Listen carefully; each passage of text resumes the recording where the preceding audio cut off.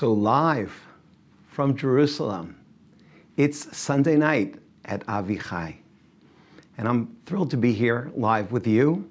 And before I even begin my lecture, the first thing I'd like to do is thank two people, Tamar Stampfer and Chagai Shved and their entire staff, who've been really wonderful and taken me through the different stages and enabled this series to take place. So let's get right to it. This lecture, again, is different. It's live. We're talking about real-time events that just took place, the American elections.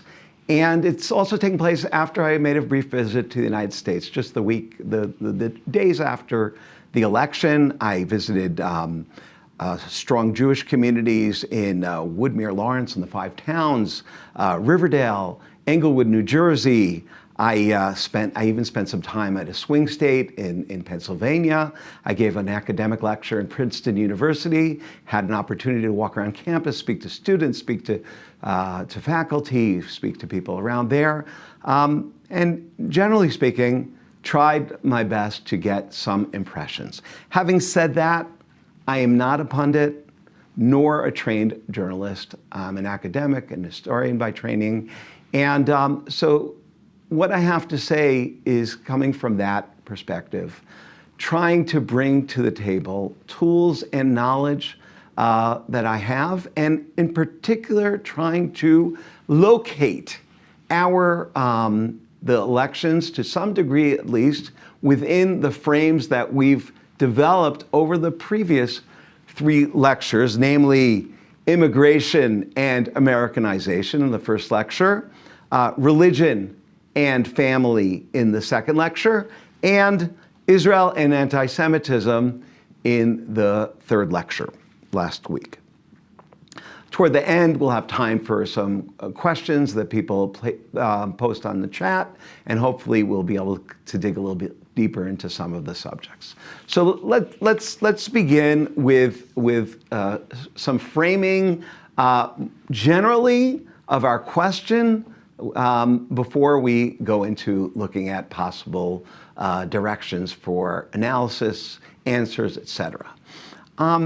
So if we go to our first slide here, so this is a citation in a very popular internet publication of a statement that was said by President Bill Clinton when he was running for election.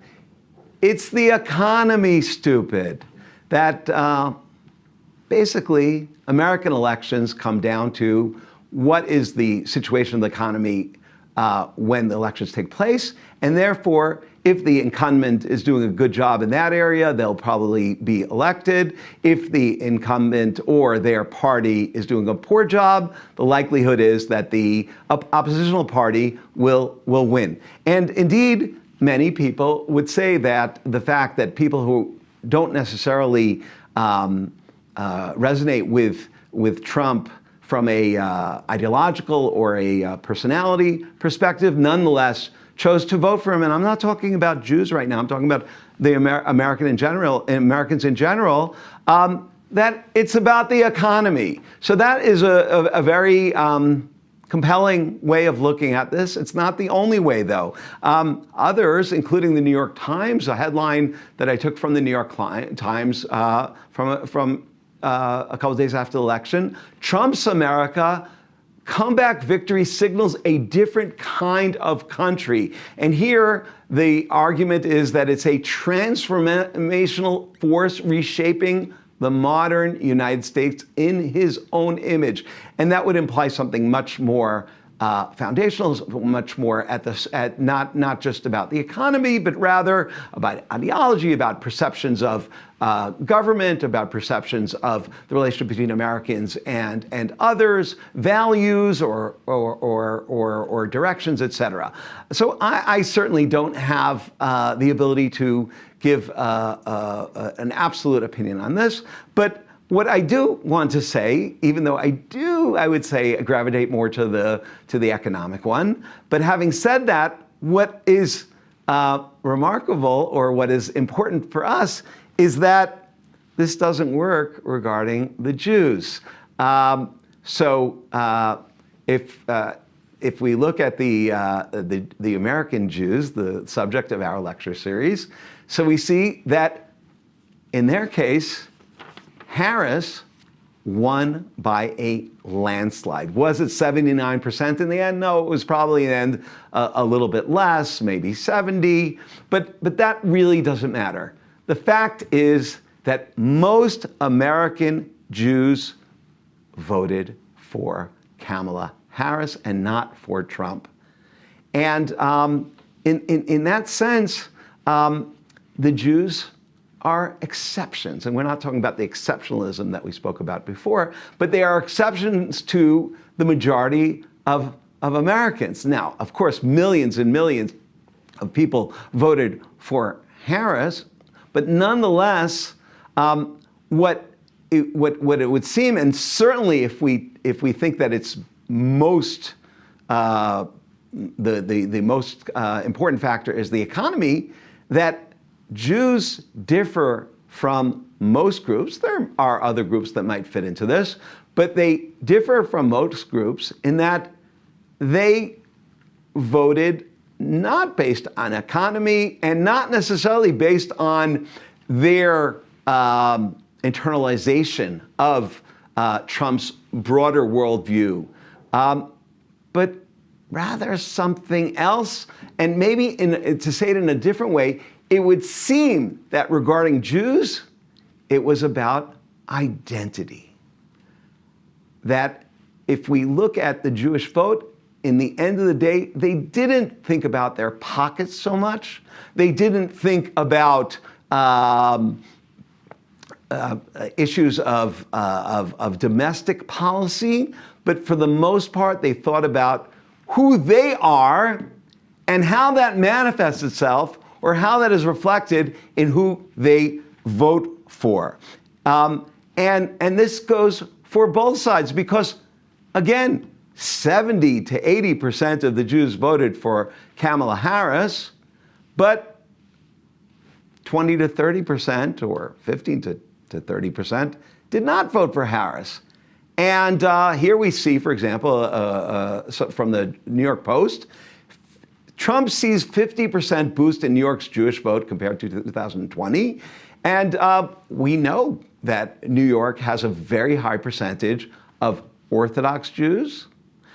Just to take that to another level, in Yeshiva University, not a ultra-Orthodox, Hasidic, or Haredi type of institution, an institution which is considered the bastion of modern Orthodoxy, people who have their feet in both worlds in a very intentional way and at least to some degree celebrate that synthesis.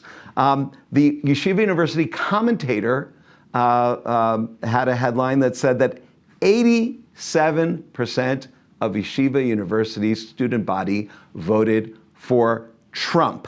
And so it would seem that we have a split, and I'm not certainly saying something original here, but just trying to flesh it out or to sharpen it, where the majority of Jews in America, who are about 80% of the Jews in America, are non-Orthodox, maybe a little bit more, 80 to 85%, voted for the most part for Kamala Harris. And of course, there are exceptions all over the place, but as a collective. And a minority, which seems to be made up primarily of Orthodox Jews and likely Israeli expatriates, Jews who come from Mizrahi Sephardi lands, and some others voted for Trump. So we have this split about 70-30 or about 80-20, hard to say, but it's clear enough from these numbers that the vast majority of Jews voted for Harris, and that there is a vocal, significant minority that took a different approach. But again, what I want to make clear here is that I am looking at this as an identity vote. That this is there are policy issues involved here, but that this is manifesting something more core about each group, about the Jews as a whole. I'm arguing that the Jews of the whole as a whole seem to vote primarily through their identities, or their identities are the most compelling factor in their voting, and at least on a presidential level in America, and that within that we then would say that we have basically a very strong ideological divide between the majority of Jews, who are, for the most part, non-Orthodox. Of course, there are definitely many Orthodox Jews who voted for Trump, and there are many non-Orthodox Jews who voted for Harris. Nonetheless, there seems to be a pretty strong divide here, and the divide certainly gets stronger the younger you get. If 87% of the Yeshiva University students voted for Trump, I do not have the statistic, but I think it's reasonable to say that that kind of number, or certainly upwards of 80% of Jewish college students in other universities around the country voted for Harris. So that split becomes even more pronounced. So how do we explain this? How do we explain the majority voting for the Democrats, voting for Harris? And how do we explain the minority, the significant minority that took a very different path, and a path, as we'll see, which is not the classic American route? There were always Jews who voted Republican, but the Democratic Party has, for the most part, certainly in the 20th century and certainly since the World War II, been the home for most Jews. So seemingly, the answer to this is simple. As I just said, Jews felt more comfortable in the Democratic Party. And the Republicans traditionally represented establishment, people who saw themselves as the so-called owners of the country, less sympathetic to the needs of immigrants, less sympathetic to the people who had less of a hold and a veteran type of relationship with the United States, whereas the Democrats, not always, but to a great extent, were looked at as the party that gave opportunity, that was looking to facilitate people who came from the bottom or came without means or had little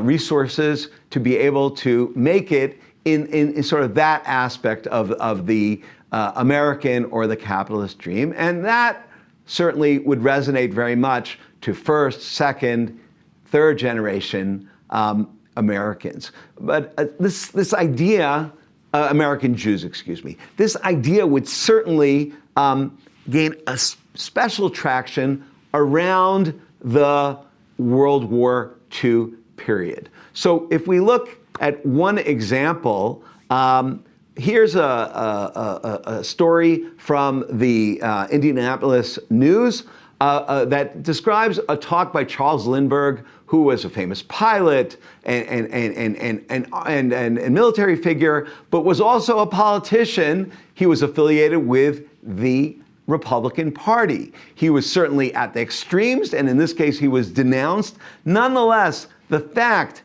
that someone like Charles Lindbergh, with his stature, would make the statement, if you look at the bottom of the first column, the three most important groups who have been pressing this country toward war are the British, outsiders, the Jewish, and the Roosevelt administration. Let's leave the British out of this. But so the Jews, who are not so loyal, who are immigrants, who have relatives in Europe, who have other interests besides those of the good of America. They're pushing us to war. They're going to be the ones sending your children to battle overseas for something that we have no idea about. And why should we care about it? There is a very strong trope of xenophobia, of sort of an allergy to the outside, and a sense that America is this sort of continent that is separate from Europe, and we want to keep it that way. And some of that is coming up today as well.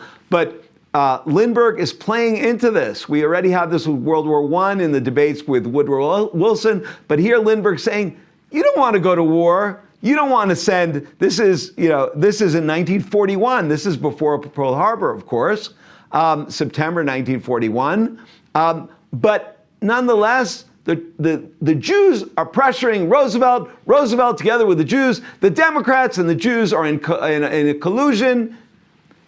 Now, again, the rest of the article talks, and other news pieces that I read, make clear that this was not accepted, and Lindbergh himself changed his tune after Pearl Harbor. Nonetheless, these are ideas that were very strong and that had a lot of resonance for people in the United States in that time. And while they may have attracted people and had a populist element to them, for Jews, this is like this is clear. How can I vote for a party in which people like Lindy, people like Charles Lindbergh, are involved? And essentially at the same time, yes. We have FDR, we have Franklin Delano Roosevelt with his New Deal, who creates expands the welfare state, who creates jobs and facilitates people who have been impoverished due to the depression of 1929, and enables people to get back on their feet. He was the president from 1932 until almost the end of World War II, and he was voted in four times. And he is a darling of the Jews. He seems to be a person who cares about the immigrants, who cares about the second generation, who's facilitating education, facilitating the tools that they need to become Americans. Lindy, or even those who are less extreme than Lindy, they don't really feel comfortable with these newcomers. They're the ones with the numerous clauses, with the ones who stopped the immigration in 1924. And here we have Roosevelt, who doesn't actually expand the immigration, but nonetheless does a lot for the people who are in the country. And his party becomes sort of the home for most American Jews. Now, what we're talking about now is the classic explanations for why most American Jews are considered Democrats, and sort of instinctively, almost in a knee-jerk way, will always vote, certainly on a national level, for a Democratic candidate. And God forbid, I'm not trying to say that they're not thinking about it, but nonetheless, that is their inclination, and to do otherwise would be something that would take a lot of unraveling of a very rooted position. So I think that this becomes even gets an additional sort of level in the 60s, because many baby boomers, people born after World War II, were active in the 60s protest movements regarding Vietnam, regarding the civil rights movement, later on regarding aspects of multiculturalism, which actually enabled a certain type of Jewish pride to develop. And even though, once again, it's a little messy because, look, the Democrats were in power when America became more and more involved in Vietnam, Kennedy and Johnson in particular. And the Republicans under Nixon were the ones who basically got America, and with Kissinger, got America out of Vietnam. Nonetheless, the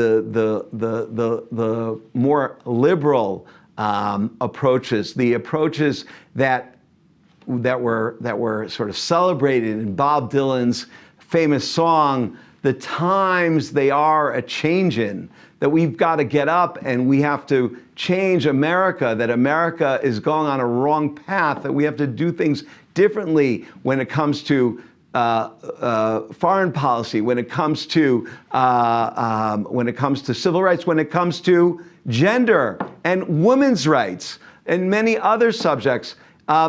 These people certainly had no ability to relate to the Republican platforms and their candidates, and the Democrats were much more in sync with them, although some of them even took it to smaller independent parties or didn't vote at all. And here I brought a picture that I'm going to go back to in a minute, but I think in many ways it is sort of the flag, the Jewish flag of the 1960s. In the middle, we have, of course, Martin Luther King on the right, on my right, and on my left, I guess the opposite for you, we have a Rabbi, Dr., Professor Abraham Joshua Heschel, the great theologian, German-born refugee, Polish-born German, then moved to Germany and then was a refugee here in the United States, first in Cincinnati, and then for many, many years a professor at the Jewish Theological Seminary.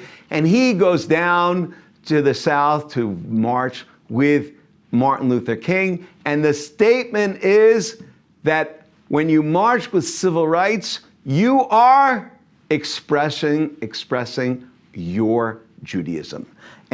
So I want to go back to that momentarily in a moment, but what I want to just say once again is that the idea that the fact that 70% of American Jewry, or even more, up close to 80%, voted for a Democratic candidate is consistent.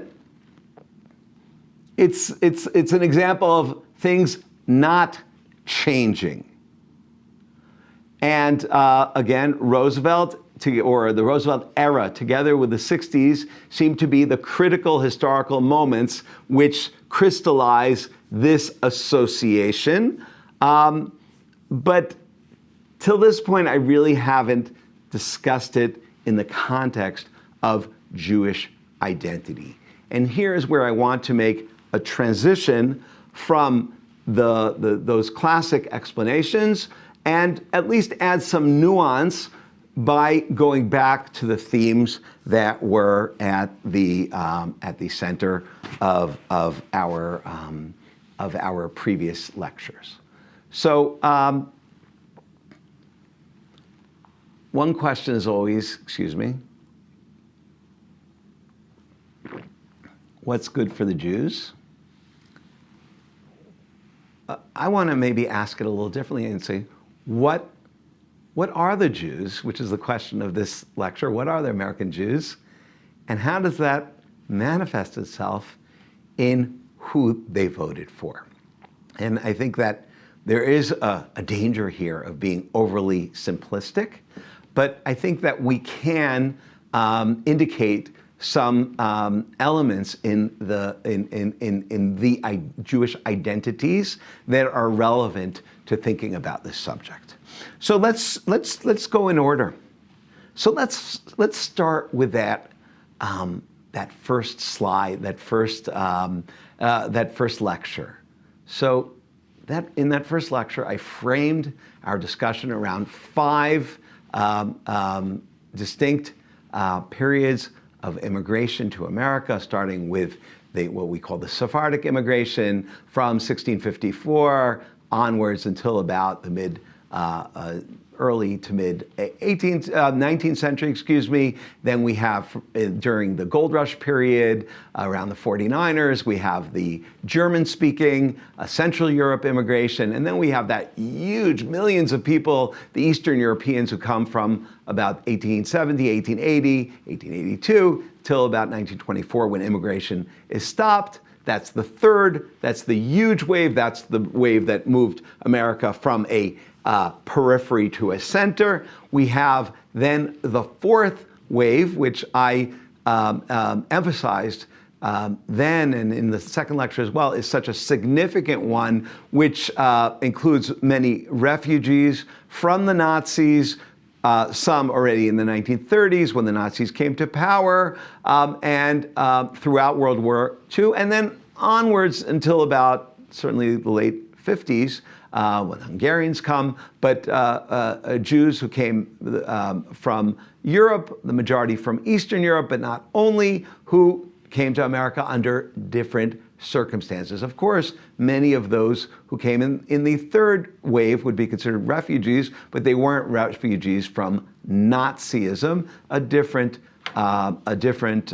group, and there are some characteristics that are important. And the fifth group, which is sort of a very wide, diverse one, which makes up Israelis, Jews who came for the most part from Eastern, Mizrahi, Sephardic lands, North Africa, Asia, etc., who started to come in large numbers in the late 50s, 60s, and at various stages have continued to come. And we mentioned in that first lecture the IAC, the Israeli-American Council, which is starting to gain its own traction and influence on American Jewish life and American life, and is distinct from the establishment organizations. So with that in mind, one of the classic distinctions between the third and the fourth migrations is that we use those terms.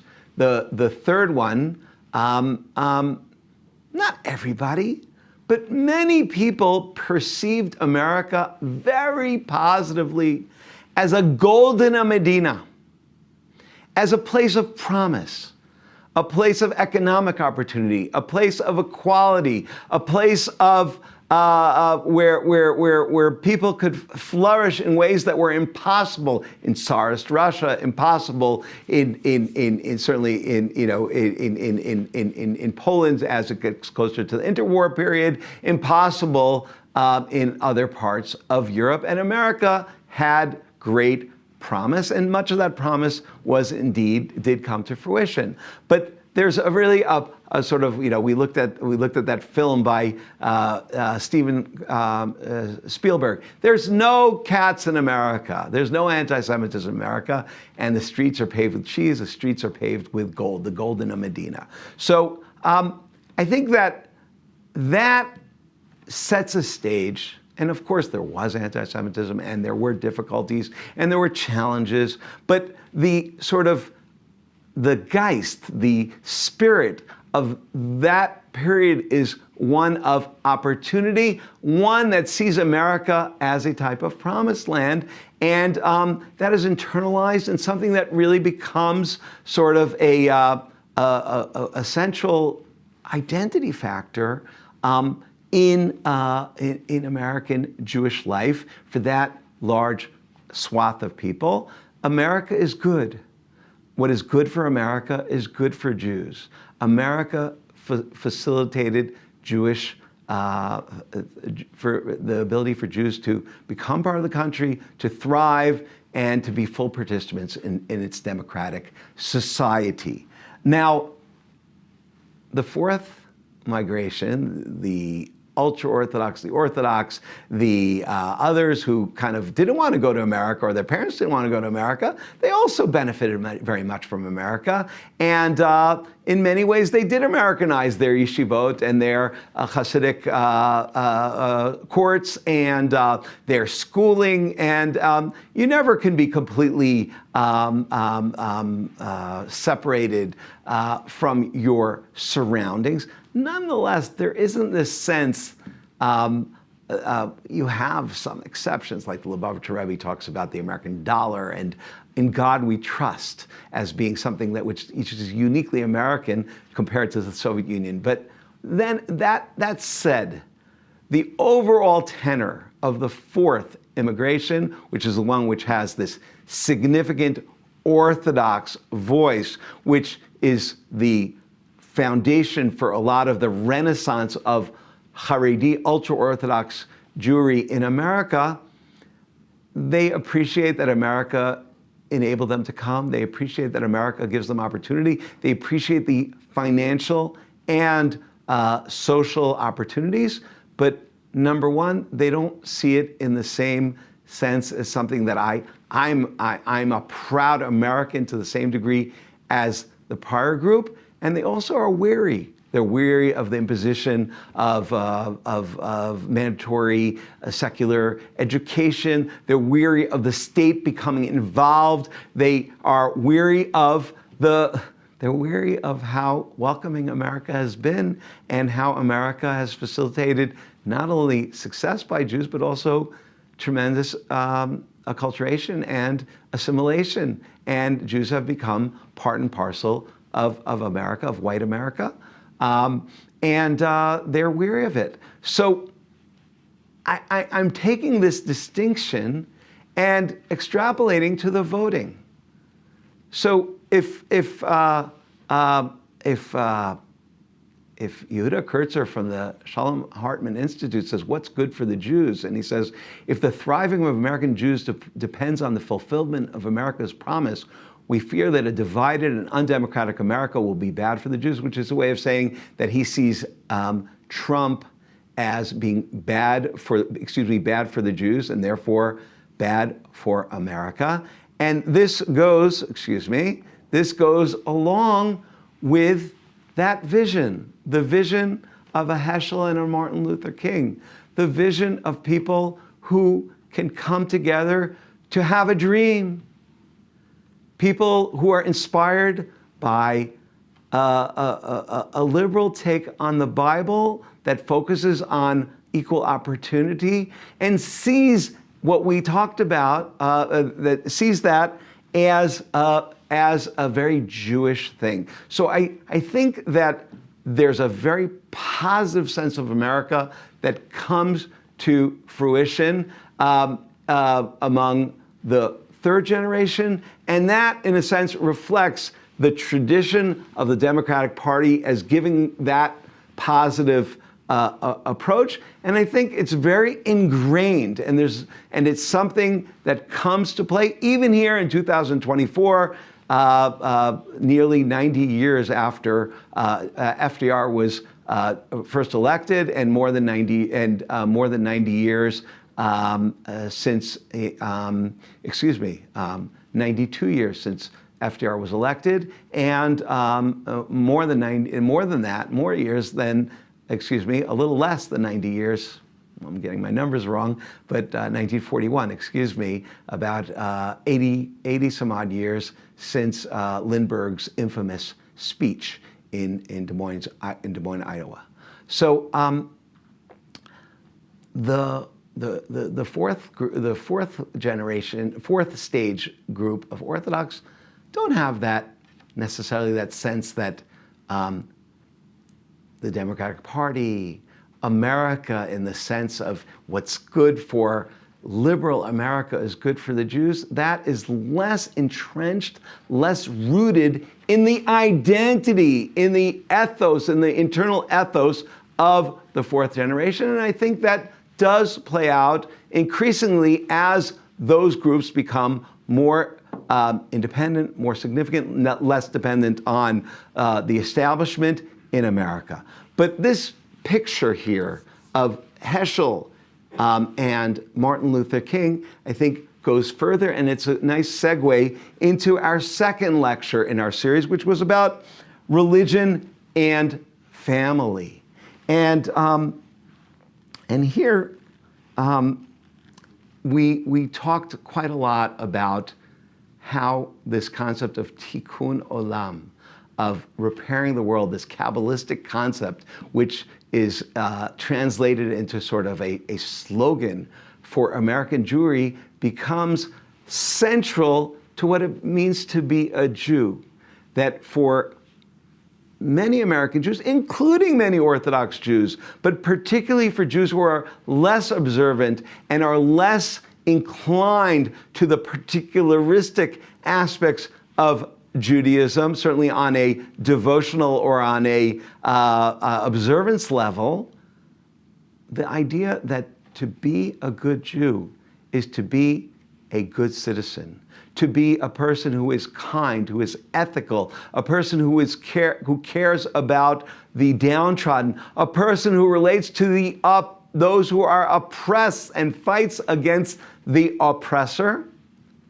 These are themes that we saw that they're rooted in Reform Judaism from 1885. They certainly gain great presence within conservative Judaism moving forward, and especially with a figure like Abraham Joshua Heschel. And that's why this is so symbolic.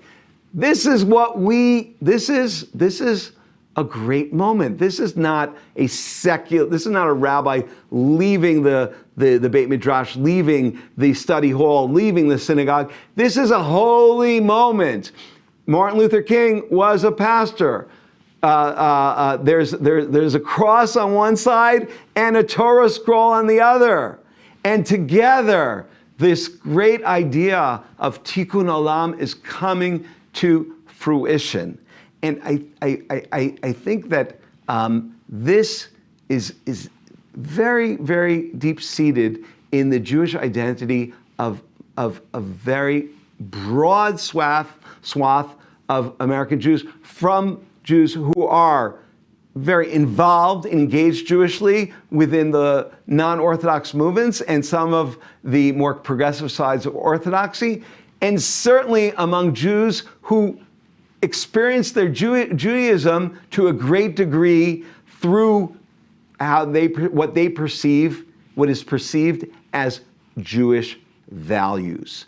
So if they see Trump, even if they think his economic policy is better, as behaving or expressing himself in a way that they think is contra to those values, then together with their allegiance to the Democratic Party, I think that we have something that is particular to the Jewish identity, and therefore will be counterintuitive in the sense of going away from "it's the economy, stupid."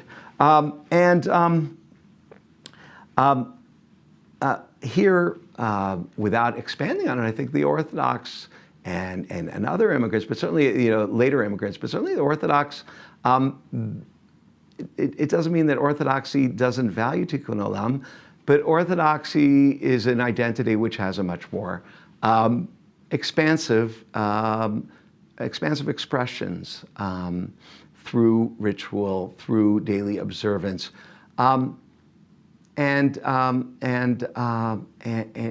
therefore tikkun olam is one among multiple values, and not necessarily the one which is going to be the decisive one when it comes to who they vote for. Here I would add something else regarding that religion and family series, and then we'll get to our third one, and then we'll sum up so we have time for questioning. A professor, a sociologist by the name of Stephen Cohen, wrote an article a few years back asking about what impacts Jews' decision-making when it comes to issues related to America, foreign policy, Israel, and other things. And one of the things he argued, and I think I mentioned this before, is that if upwards of 50% of Jewish families include a non-Jewish member, a non-Jewish spouse or child, and today if we look at certain areas like Northern California, where there's close to 90% intermarriage between Jews and non-Jews, then the aspect of Judaism which is most appealing is the tikkun olam aspect. The particularism does not necessarily, it could in certain circumstances, but does not necessarily resonate with the non-Jewish family member as naturally, as organically. And the idea that what is good for America in a liberal sense is good for Jews is something which would certainly fit better with that type of family dynamic. Let's get to the third issue, which was Israel and anti-Semitism. And here it's a little bit complicated, and I'll just say briefly that I brought up an article. Well, let's start by saying the following. It's very easy just to say non-Orthodox Jews don't care about Israel and Orthodox Jews don't care about Israel. I don't think that that is a good distinction to make. I think there are millions, thousands, millions of non-Orthodox Jews of the Jewish majority who are extremely devoted to Israel. Having said that, as we know, there is a certain type of distancing that's taking place, especially among the younger cohort. And that would certainly hedge against the Israel factor being central to a decision as to who to vote for. And this in opposition to Orthodox Jews, where from the youngest to the oldest, even among the Haredim, the issue of Israel is central to their identity, and they much more travel to Israel, much more engagement with Israel, much more knowledge of Hebrew, and and many more relatives, for the most part, living in Israel who are directly affected by what goes on in Israel. So if it is clear to them that Trump is preferable on the Israel issue, that will certainly come to a fore. But I wanted to say something about identity. I brought up a book by Yossi Shane called The Israelization, the Israeli Century, the Israelization of Judaism, where he says that whether you're pro or against Israel, Israel dominates everything about people's Judaism today in ways where sometimes it means that we will go people will go to bat for Israel in extreme ways, and sometimes where it means that people resent Israel's sort of encumbering upon their ability to be Jews in other ways. So that would suggest that in the end of the day, Jews should vote based on Israel, one way or the other. But I want to suggest something. It's not a lot of time, so I'm going to say quickly, I hope it comes across, which is that maybe even within Shane, there's another distinction that needs to be made, and that is between Jewish identity and political identity. Maybe what we're seeing here, and this is something that needs to be fleshed out more, is that for Orthodox Jews and for some of their cohorts who voted for Trump, Jewish identity and political identity are one and the same. Whereas for many other Jews, even Jews who support Israel, when they vote in the United States, they do not see Israel or their Jewish identity in an Israel framing as being the most important factor. So that on a Jewish identity level, Israel is dominant, but when it comes to their American identity, in a sense that's bifurcated from their Jewish identity, the non-Orthodox or the majority of Jews would more likely not bring that factor in. So again, it's a little messy, and I want to be clear that there are age groups here, and it depends on age and other factors. Having said this, I think that we can see how each of our lectures, in a different way, facilitated our ability to think about the distinction, which is so clear in this election.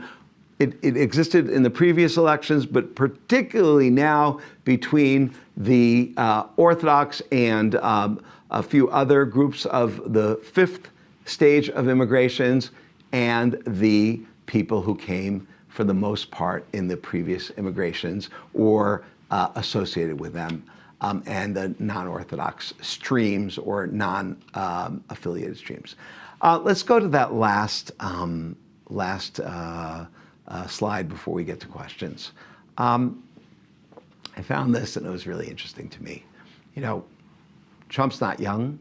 He did pick J.D. Vance, who's standing here by the Kotel, by the Western Wall, to be his vice president. And Vance here is showing a great deal of connection to a holy place of Israel, and has done a lot in many ways to support aspects of Israel policy. Having said that, Vance, and even more so, the person who was chosen to be the ambassador to Israel, Mike Huckabee, Vance isn't an evangelical Christian. Huckabee is, but they certainly both gain a lot of support from that element of American society. And I would just point out that here, just like among Jews, there's a generational gap between older Jews who seem to fall into place in their Israel support and younger Jews who are increasingly uncomfortable with Israel and its policies. Actually, there's a lot of studies that have come out in the last year that evangelicals who for years it was obvious that if you were an evangelical Christian in America, you were pro-Israel. The younger generation is not that way. Some of them because they're less observant or less religious than their parents, and some because of their educations and their exposures, and are questioning the idea that evangelicals are as absolutely pro-Israel. So when I see this picture, it's very tempting to say that here we have the vice president, the person who has at this point the most chance of being the president after Trump, who would be consistent with that. And maybe I'm certainly not someone who can prognosticate, but it's something to think about and to keep in the balance. And I'd say finally before the questions that I think it's important to always remember this slide. It's the economy, and not just from a pragmatic perspective, because economic downturns often lead to extremes on both sides coalescing around scapegoats or around groups who might be responsible for those deep downturns and for the fact that people can't put food on the table. And that gets to this issue, which doesn't seem to have impacted Jews in the current vote, and hopefully it won't impact them in the future. But there is no doubt that there's rising anti-Semitism in America, and I certainly hope and pray that there will never be a confluence between increased anti-Semitism in America and severe economic downturn, because to my mind at least, that is a recipe for tremendous challenges. And then just a final comment. There was an article by Franklin Foer in The Atlantic. I'll just put it up here. I didn't get to put a slide, which is entitled, "The Golden Age of American Jews is Ending." I don't know if that's true. What I can say is that one way of looking at American Jewry is that it reached an apex and therefore it has to stay there and be that same American Jewry that I grew up in the 60s, 70s, 80s, 90s. Another way is to think that there are many Jewish communities throughout history that were at a great height. We're not able to sustain that forever, but that didn't mean they disappeared, and that didn't mean there was a Holocaust, and that didn't mean that they were expelled, but that various circumstances, internal and external ones, can change the dynamic of a country and the dynamic of Jews' place in that country. And I think that it's important to think that way, that it doesn't have to be black or white. There can be downturns, temporary and even long-term, that don't necessarily mean that the richness and the tremendous amount of accomplishments and institutional viability and religious viability in America that has come about over the last couple hundred years, and certainly the last 100 years, is disappearing. But it may indeed be challenged in ways that deserve thinking and not sticking to just assumptions that this is just going to go on the same exact way forever. Maybe some adjustments have to be made, but that we will leave to people who are setting policy at this moment. Thank you very much, and now I would love to hear if there are any questions or comments. Thank you very much, Adam. There were quite a few questions at the beginning of the lecture about identity, but I think you sort of answered that as we went along the talk. So if anyone from the earlier questions still wants to ask about what this identity is that the Jews voted with, please write your questions again.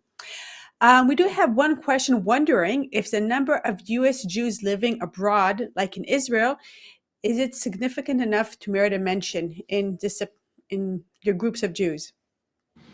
Well, I'm glad you asked. I don't know who asked that, but I might have mentioned in one of the lectures that I have a new book coming out, which is called Agents of Change, American Jews and the Transformation of Israeli Judaism. And my argument in that book is that American Jewish immigrants have had significant impact on Israeli life, particularly in the religious Zionist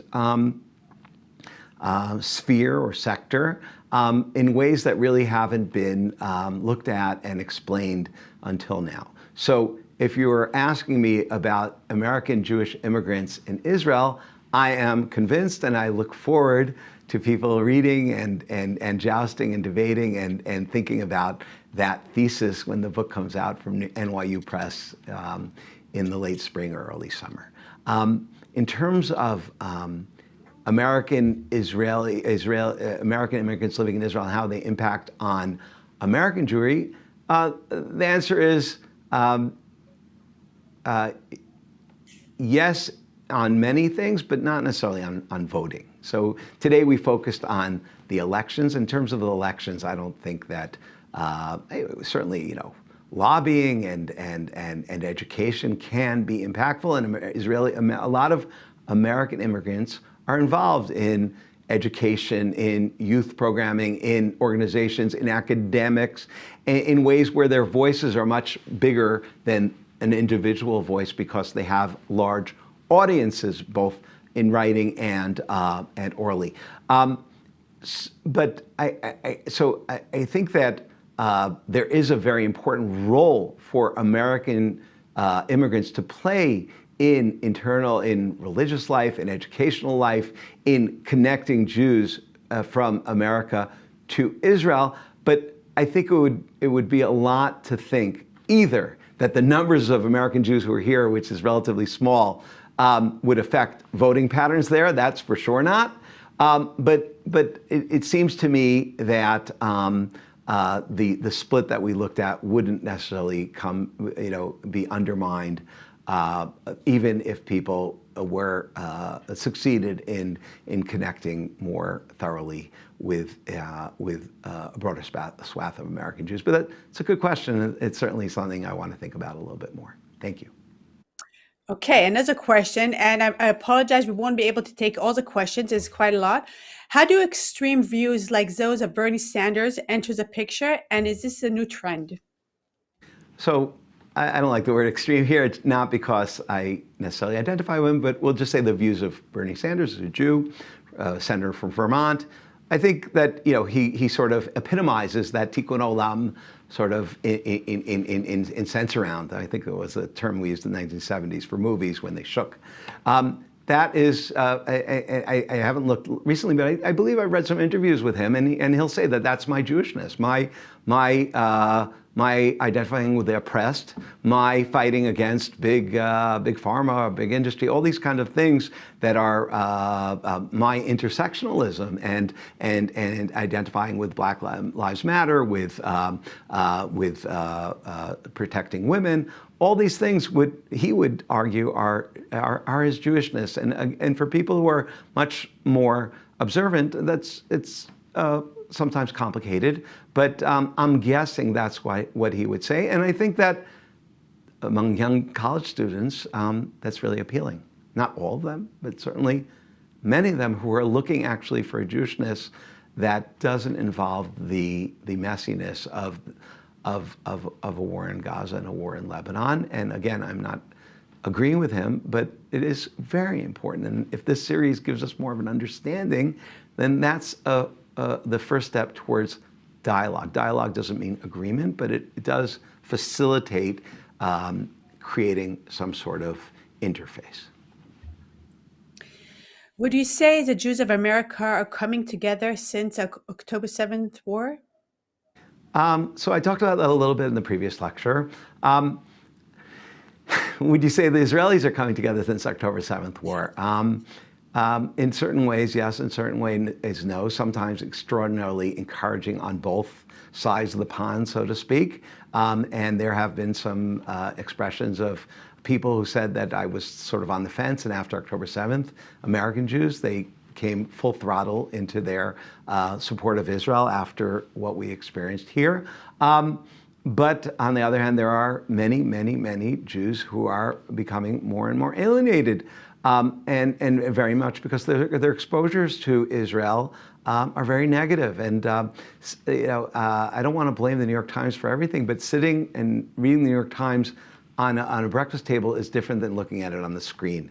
And its impact and the way that it portrays Israel is remarkable. How negative, how everything, even when trucks with food are hijacked in Gaza, somehow that's Israel's fault because of the occupation, et cetera. So I think it's a hard one. I mentioned Jonathan Sarna wrote this article about the surge. There's been a surge in search for Jewish identity among Jews after October 7th. Once again, that has to be sort of parsed out, and to what degree is that sort of a sense of victimhood, and to what degree is that translating into stronger connection to Israel. And I think I'm a historian. It's early. And again, like I said, I'm not a pundit. I'm not a journalist. And there is something impressionistic about this session, but I want to be careful here. Yeah. Okay, I'm afraid we'll have to end here, but thank you very much for all the questions, and thank you very much, Professor Ferziger, for this fascinating and super relevant series. And I'm sure if anyone else wants to continue discussing with you, you can search for Professor Ferziger, look out for his books and articles, and I'm sure you'll all find yourself enriched. So thank you very much, everyone, and we hope to continue seeing you on our Beit Avichai programs. Thank you very much, and we should just have a better year than last year, and everyone should come home safely, and the hostages, every one of them should get to their homes, or at least a proper burial, and never forget those individuals who are suffering day in, day out for over 400 days, more than anything else in the world, to keep in mind and to hope for the safety of our soldiers and every person innocent in our country who is under fire day in, day out, like my children in Haifa and like many people throughout this country. So let's end with hope for a better year coming up.